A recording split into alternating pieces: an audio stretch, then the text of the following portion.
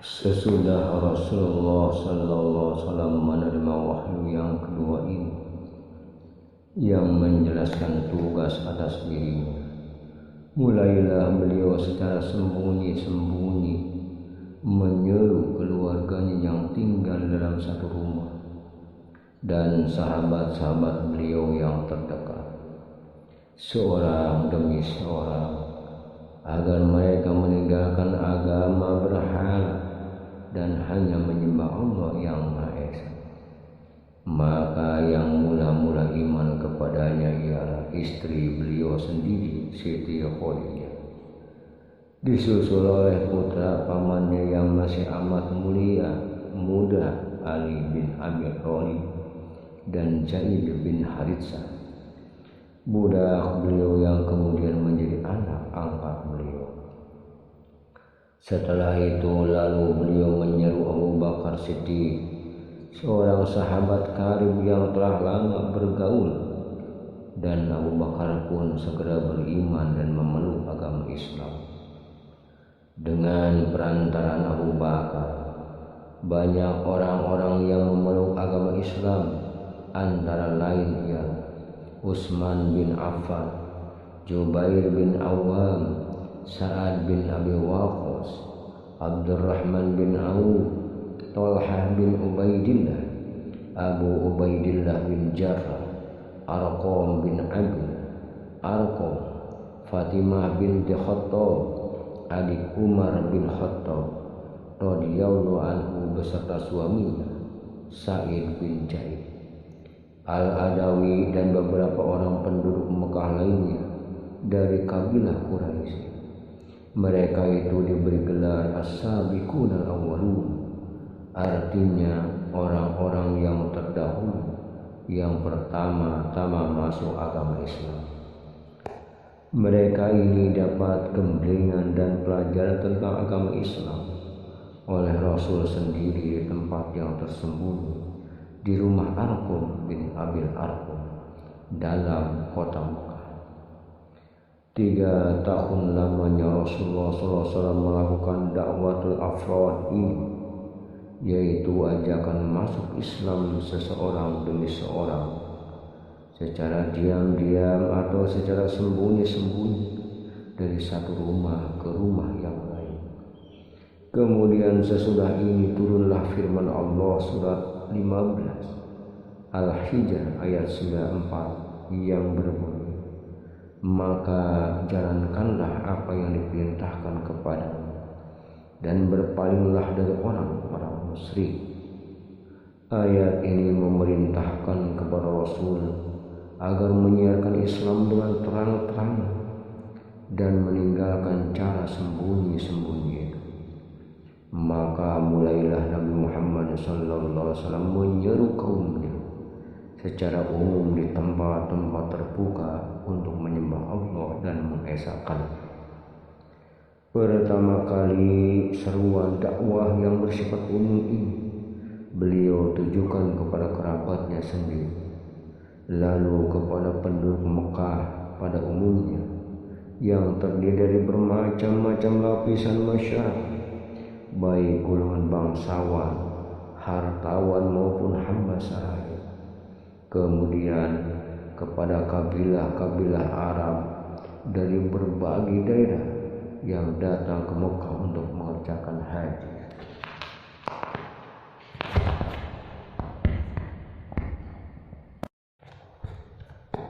Di saat-saat menghadapi ujian yang sangat berat dan tingkat perjuangan sudah pada puncaknya ini, gangguan dan hinaan, aniaya serta siksaan yang dialami beliau dengan pengikut-pengikut beliau semakin berat.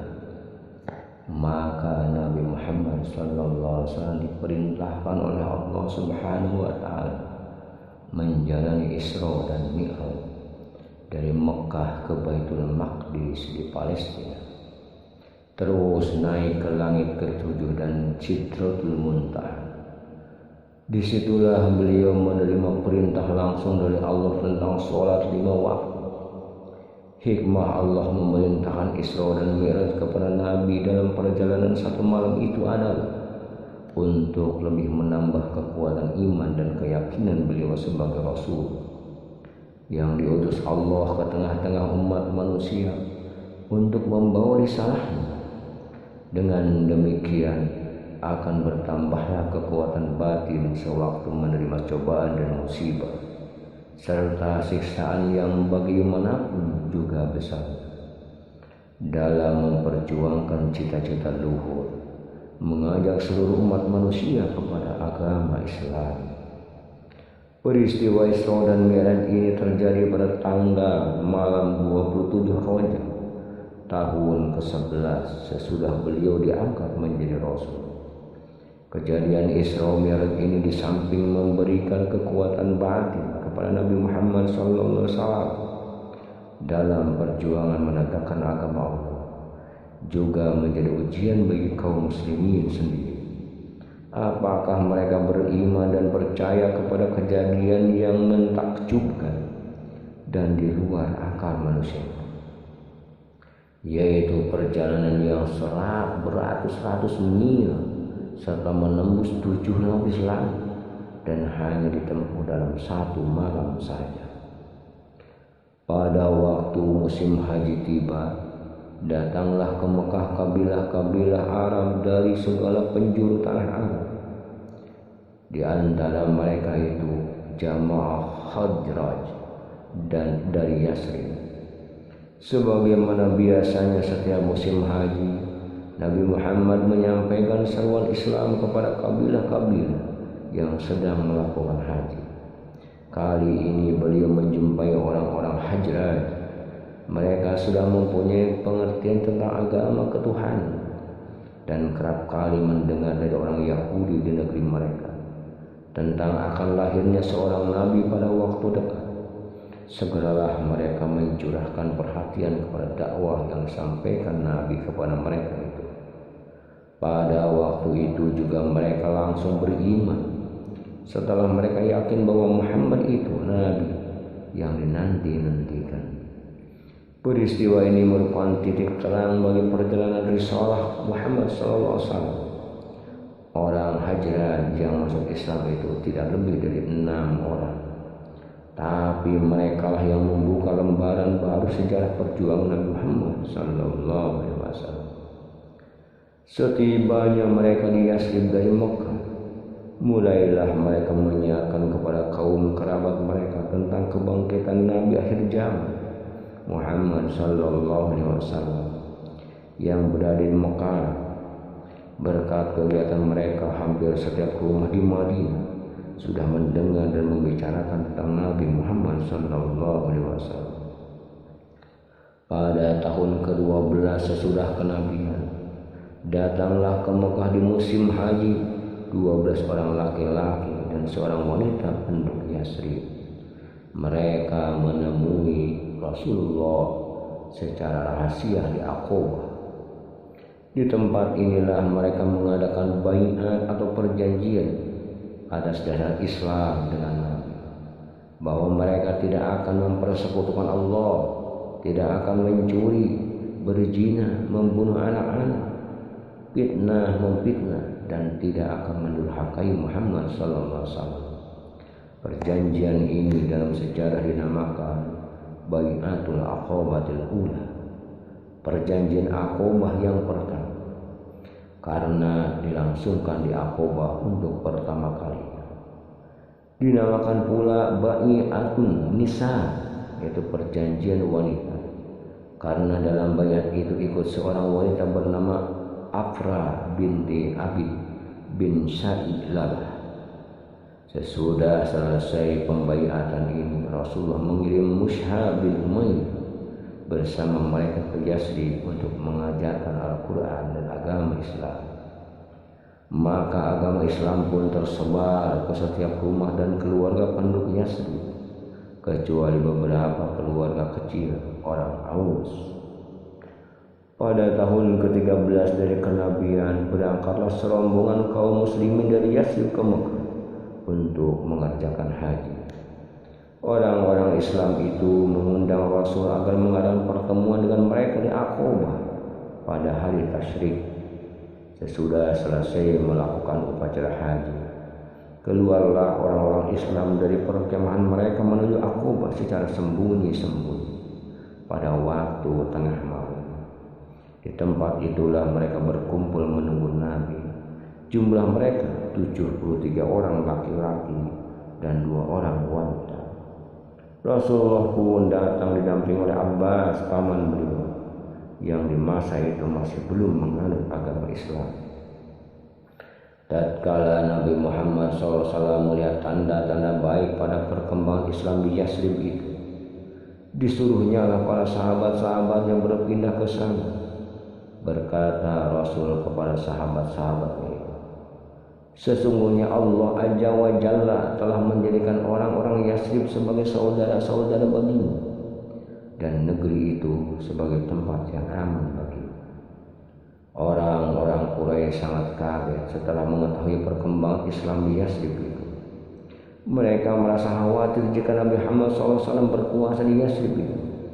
Maka bersidanglah pemuka-pemuka Quraisy di Darun Nadwa untuk merencanakan tindakan apakah yang akan diambil terhadap Nabi. Akhirnya mereka memutuskan bahwa Nabi Muhammad harus dibunuh. Untuk melaksanakan pembunuhan ini, setiap suku Quraisy mengirimkan seorang pemuda pilihan. Dengan demikian, bila mana Nabi Muhammad SAW berhasil dibunuh, keluarganya tidak akan mampu menuntut bela kepada seluruh suku.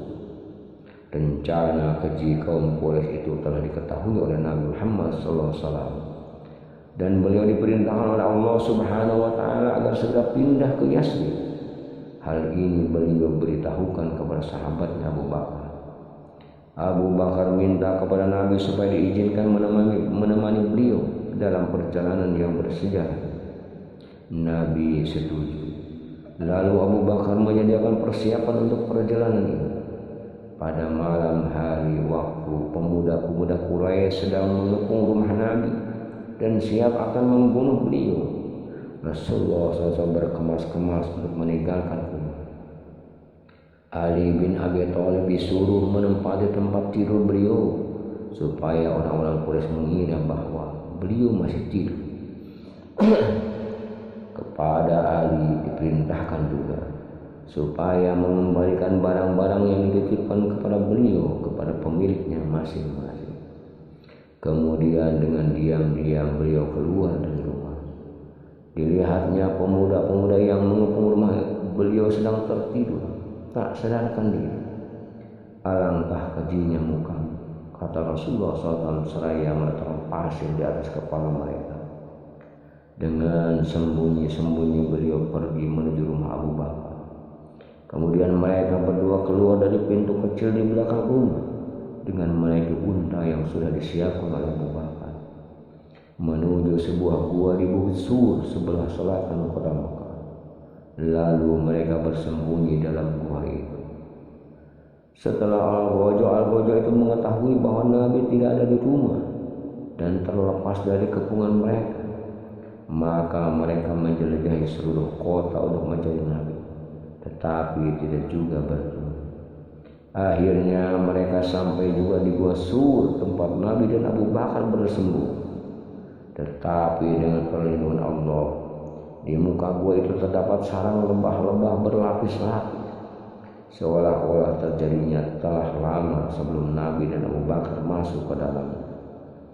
Melihat keadaan yang demikian, pemuda Quraisy itu sedikit pun tidak menaruh curiga. Setelah 3 hari lamanya mereka bersembunyi dalam gua itu dan keadaan sudah dirasakan aman, maka Nabi dan Abu Bakar dengan petunjuk jalan Abdullah bin Uraiki barulah meneruskan perjalanan menyusuri pantai Laut Merah, dan Ali bin Abi Thalib menyusul kemudian. Setelah mengarungi padang pasir yang sangat luas dan amat panas, akhirnya pada hari Senin tanggal 8 Rabiul Awal tahun 1 Hijrah, tibalah Nabi Muhammad SAW di Kuba. sebuah tempat kira-kira 10 km jauhnya dari Yasrib. Selama 4 hari beristirahat, Nabi mendirikan sebuah masjid, yaitu Masjid Quba. Inilah masjid yang pertama kali didirikan dalam sejarah Islam. Pada hari Jumat tanggal 12 Rabiul Awal tahun 1 Hijrah, bertepatan dengan tanggal 24 September tahun 622 Masehi, Nabi, Abu Bakar dan Ali bin Thalib memasuki kota Yasrib dengan mendapat sambutan yang hangat, penuh kerinduan dan rasa hormat dari penduduknya. Pada hari itu juga Nabi mengadakan sholat Jumat yang pertama kali dalam sejarah Islam. Dan walaupun berkhutbah di hadapan kaum muslimin, muhajir dan ansor, sejak ini Yasrib berubah namanya menjadi Madinatul Nabi, artinya kota Nabi. Selanjutnya disebut Madinah. Setelah menetap di Madinah, barulah Nabi memulai rencana mengatur siasat dan membentuk masyarakat Islam yang bebas dari ancaman dan tekanan, mempertalikan hubungan kekeluargaan antara Ansor dan Muhajir, mengadakan perjanjian saling membantu antara kaum muslimin dengan orang-orang yang bukan Islam, dan menyusun siasat, ekonomi, sosial, serta dasar-dasar daulah Islam. Dalam usaha membentuk masyarakat Islam di Madinah ini, sekaligus beliau berjuang pula memelihara dan mempertahankan masyarakat Islam yang dibina itu dari golongan dan tongkrongan musuh, baik dari dalam maupun dari luar. Dengan demikian gerak perjuangan Nabi di Madinah itu bersifat dua segi. Pertama, membina masyarakat Islam. Kedua, memelihara dan mempertahankan masyarakat Islam itu. Terbukti kemudian dari Madinah inilah Islam memperoleh kemenangan di seluruh jazirah Arab. Ketika para utusan kabilah-kabilah Arab datang menghadap Nabi untuk menjadi pemeluk agama Islam, kemudian disusul dengan turunnya surat yang ke-10, yaitu surat An-Nasr, yang menggambarkan kedatangan utusan-utusan itu serta menyuruh Nabi memohonkan ampun untuk mereka.